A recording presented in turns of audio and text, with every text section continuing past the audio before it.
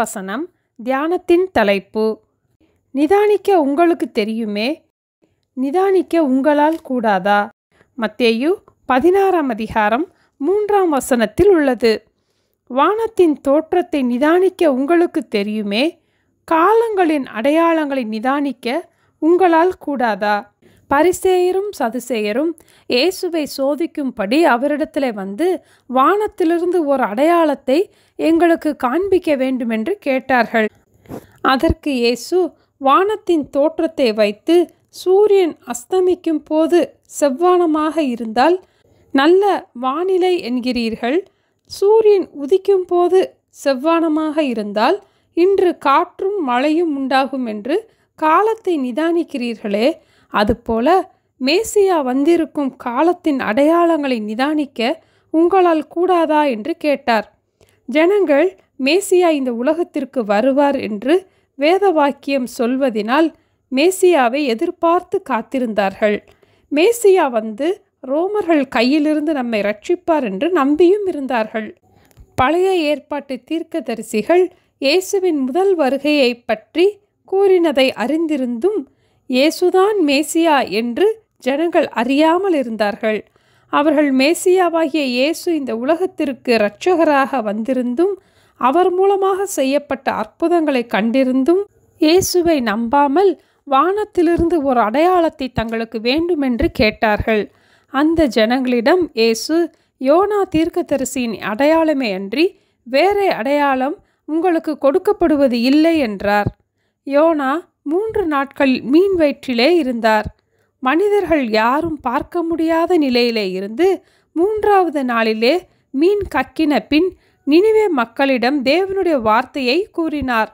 அதுபோல இயேசுவும் வானத்திற்கும் பூமிக்கும் நடுவாக சிலுவையிலே தொங்கி மனிதர்கள் யாரும் பார்க்க முடியாத நிலையிலே கல்லறையிலே இருந்து 3ஆம் நாளிலே உயிரோடு எழும்புவார்.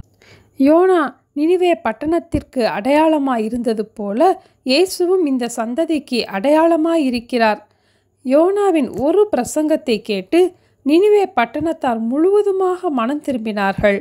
ஆனால் யோனாவிலும் பெரியவராகிய இயேசு அவர்களோடு பல ஆண்டுகள் இருந்தும் பல அற்புதங்கள் செய்வதை கண்டும் இயேசுவினுடைய வார்த்தைகளை கேட்டும் அவர்கள் இன்னும் மனம் திரும்பவில்லை. ஒரு முறை இயேசுவின் சீஷர்கள் இயேசுவிடம் வந்து, உம்முடைய வருகைக்கும் உலகத்தின் முடிவுக்கும் அடையாளம் என்ன, எங்களுக்கு சொல்ல வேண்டும் என்று கேட்டபோது இயேசு அவர்களுக்கு கூறின பதிலை மத்தேயு 24ஆம் அதிகாரத்திலே நாம் வாசிக்கலாம். யுத்தங்களையும் யுத்தங்களின் செய்திகளையும் கேள்விப்படுவீர்கள். ஜனத்துக்கு விரோதமாக ஜனமும் ராஜ்யத்துக்கு விரோதமாக ராஜ்யமும் எழும்பும். பஞ்சங்களும் கொள்ளை நோய்களும் பூமி அதிர்ச்சிகளும் பல இடங்களில் உண்டாகும்.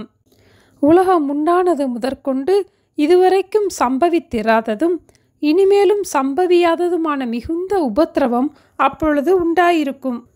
அந்நாட்களில் சூரியன் அந்தகாரப்படும், சந்திரன் ஒளியை கொடாதிருக்கும், நட்சத்திரங்கள் வானத்திலிருந்து விழும், வானத்தின் சத்துவங்கள் அசைக்கப்படும். அப்பொழுது மனுஷகுமாரனுடைய வருகை வானத்தில் காணப்படும்.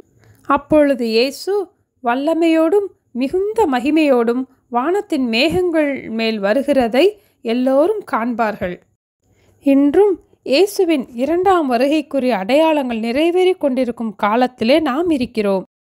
இந்த காலத்தை நாம் நிதானிக்கும் போது நாமும் இயேசுவின் வருகையிலே அவரை சந்திக்க ஆயத்தமாவோம். மற்றவர்களையும் நாம் ஆயத்தப்படுத்துவோம். கடைசி நாட்களில் வரும் கொடிய காலங்களை பற்றி 2 தீமோத்தேயு 3ஆம் அதிகாரம் முதல் 4 வசனங்களில் நாம் வாசித்து பார்ப்போம்.